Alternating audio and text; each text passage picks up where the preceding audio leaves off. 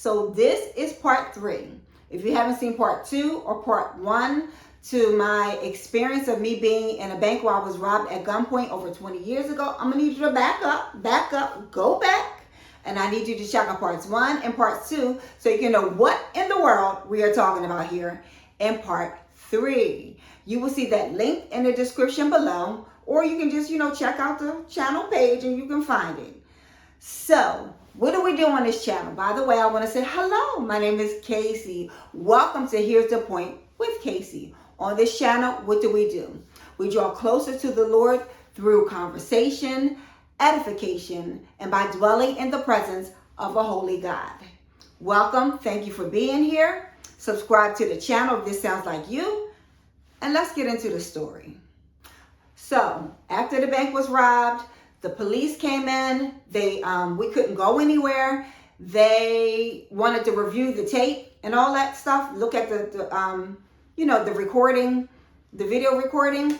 And after I said about an hour of writing down everything that had happened and talking to the officers, then they let everybody in the bank go. I reckon the workers stayed, but they let the regular people like me go. So what I did is I went back to work, and I was just traumatized. I was just kind of like shaking, just kind of like, have you ever been in a car accident before? And after the car accident, you just kind of need to pull over to the side of the road. You just gonna need to just sit there for a little bit.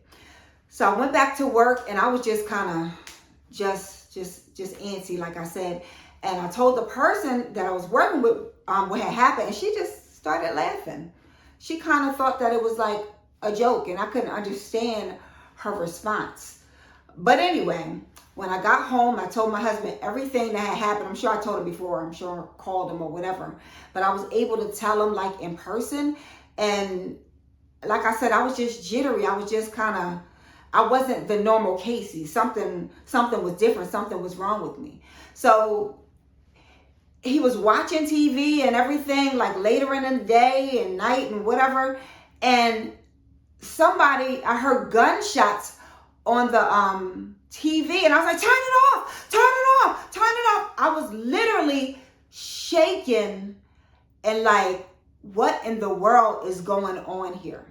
So just any like little loud sound or anything would just have me just like feeling disarmed, feeling like, what's about to happen to me? Lord, what's going to happen to me?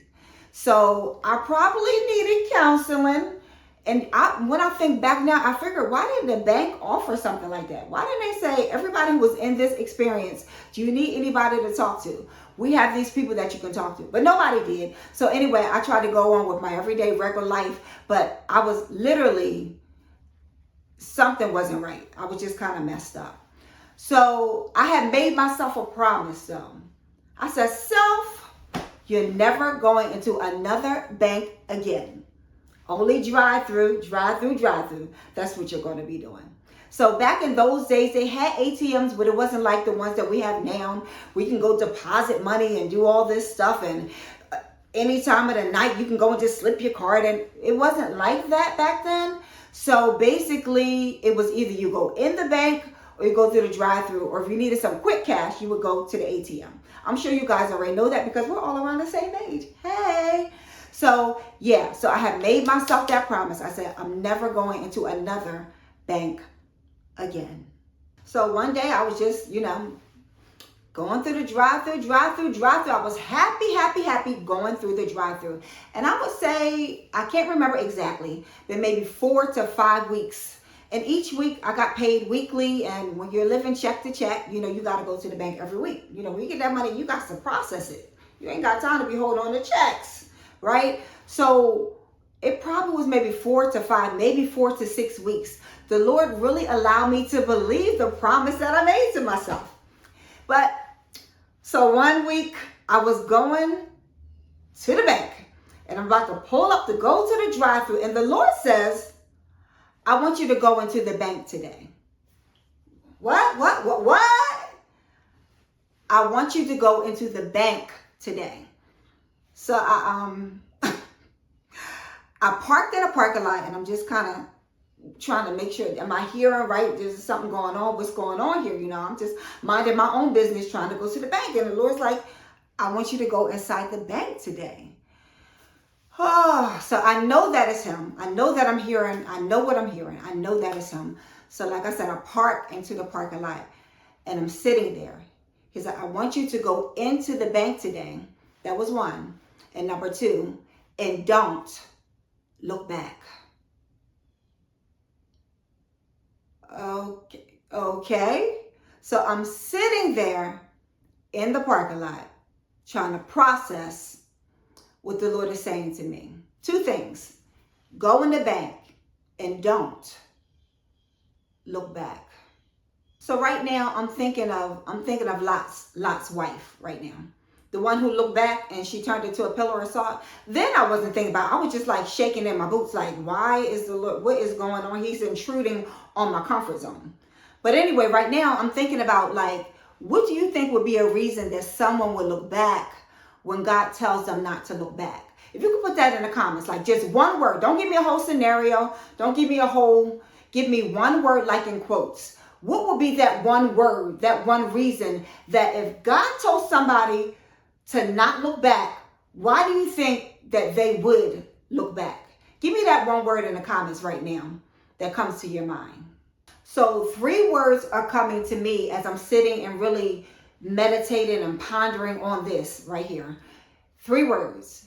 FDU. Those are letters. But here's the words. Fear, doubt, and unbelief. Those are the first 3 things that came to my mind. Like, why would Lot's wife look back? Why would somebody look back? Why would I look back when I go into the bank and the Lord specifically tells me and instructs me not to? Why would I do that? So I pulled out my trusty dictionary, you know, like the real dictionary, the big fat heavy ones where all the, you know what I mean? The cover done fell off. I done had it for so long and it's big and it's almost like it's like maybe 7 encyclopedias big. So I know that we can just look words up online and get Chat GPT and all that, but I'm a poet, so I want to know what the word really, really, really means. So like the dictionary that gives you 25 definitions for one word. Yeah, I pulled my dictionary out and I started to look up these words. Fear, a distressing emotion aroused by impending danger, evil, pain, etc. Whether the threat is real or imagined, the feeling or condition of being afraid.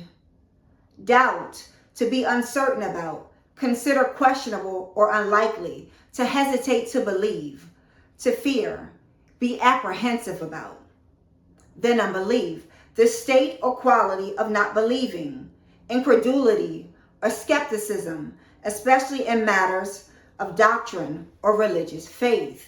So I had to look up the word incredulity because I did not go to college, so I didn't know what it meant.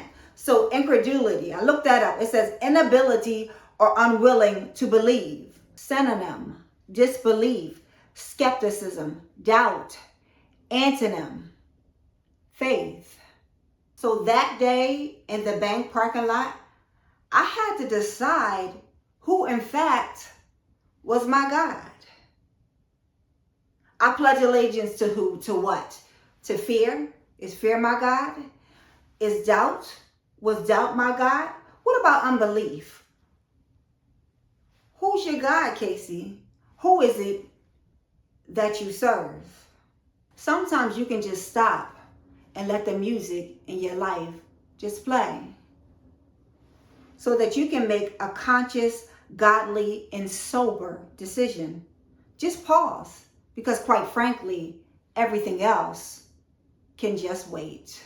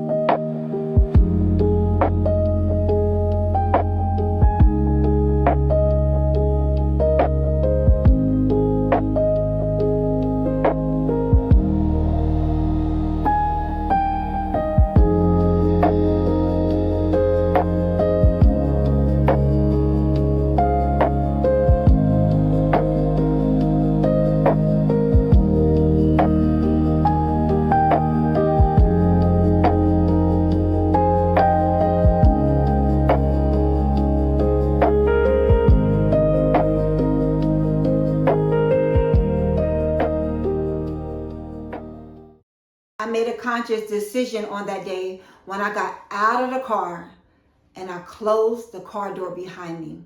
And I started walking toward the bank, walking towards those big, thick, see-through glass doors.